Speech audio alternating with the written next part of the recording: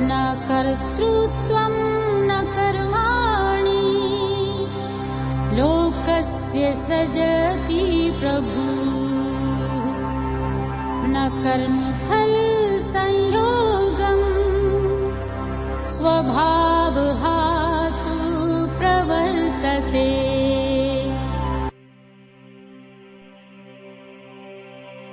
Sang diri sebagai penguasa tidak menciptakan pelaku bagi orang-orang maupun berbuat. Dia juga tidak mengaitkan kegiatan kerja dengan hasilnya. Sifat kegiatan kerja itu sendirilah terjadi.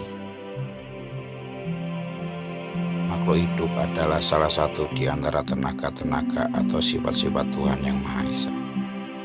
Tetapi makhluk hidup berbeda dari alam. Alam merupakan sifat lain lagi dari Tuhan yang disebut sifat yang rendah.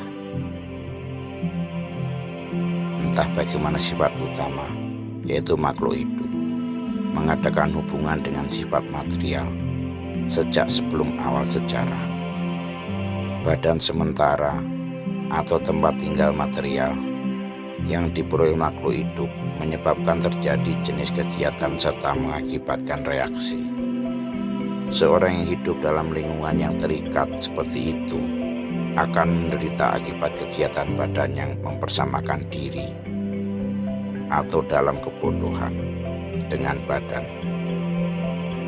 Kebodohan yang diperoleh sejak sebelum awal sejarah menyebabkan penderitaan dan duka cita jasmani. Begitu makhluk hidup menyisihkan diri dari kegiatan badan, ia juga dibebaskan dari reaksi-reaksi. Selama dia berada di dalam kota badan, kelihatannya ia penguasa kota itu. Padahal dia bukan pemilik maupun yang mengendalikan perbuatan dan reaksi-reaksinya. Dia hanya berada di tengah-tengah lautan material, dan ia sedang berjuang untuk hidup.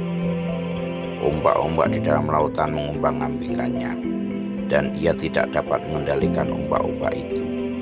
Penyelesaian yang paling baik bagi makhluk hidup ialah keluar dari lautan itu melalui cara kesadaran kesna yang bersifat rohani. Hanya itu yang dapat menyelamatkan dirinya dari segala kesulitan.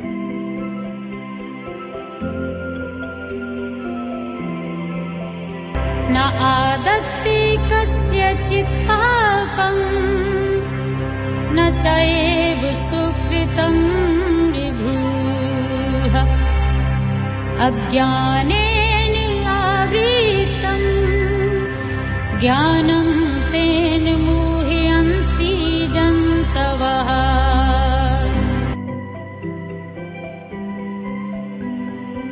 Roh yang meliputi segalanya ini tidak menerima dosa maupun kebajikan siapapun. Kebijaksanaan tertutupi oleh ketidaktahuan, sehingga makhluk-makhluk terbingungkan olehnya.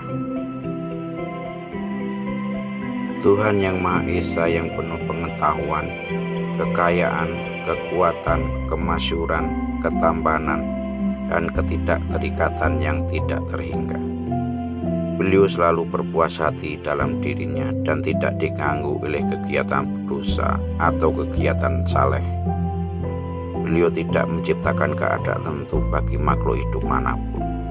Tetapi makhluk hidup dibingungkan oleh kebodohan sehingga ia ingin ditempatkan dalam keadaan hidup tertentu.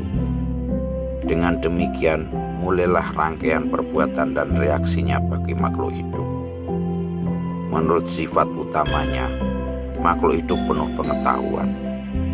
Namun demikian, makhluk hidup cenderung dipengaruhi oleh kebodohan karena kekuatannya terbatas. Tuhan adalah yang Maha Perkasa, tetapi makhluk hidup tidak seperti itu. Tuhan disebut Wibu atau Maha Tahu, sedangkan makhluk hidup bersifat anu atau sekecil atom. Oleh karena dia roh yang hidup, dia sanggup menginginkan suatu dengan kehendaknya yang bebas.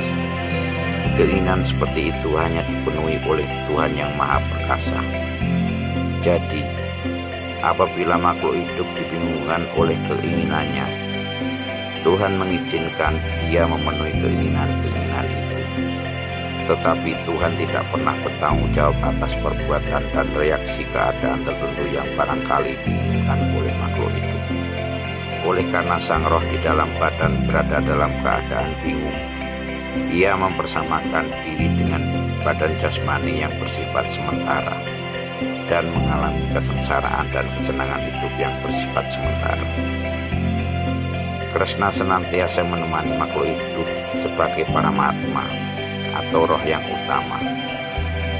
Karena itu Krishna dapat mengerti keinginan roh yang individual. Seperti hanya seseorang yang dapat mencium wanginya setetangkai bunga dengan cara mendekati bunga itu. Keinginan adalah bentuk ikatan yang halus bagi makhluk hidup. Tuhan memenuhi keinginan makhluk hidup sejauh apa yang patut didapat oleh makhluk hidup. Manusia mengusulkan dan Tuhan melaksanakan. Oleh karena itu sang roh yang individual bukan maha perkasa dalam memenuhi keinginannya. Akan tetapi Tuhan dapat memenuhi segala keinginan. Tuhan bersikap netral terhadap semua orang, dan beliau tidak campur tangan dengan keinginan para makhluk hidup yang mempunyai kebebasan yang kecil sekali. Akan tetapi apabila seseorang menginginkan Krishna menaruh perhatian khusus dan memberi semangat supaya dia menginginkan dengan cara demikian rupa agar dapat mencapai kepada beliau dan berbahagia untuk selamanya. Karena itu, dalam mantra-mantra Veda dinyatakan,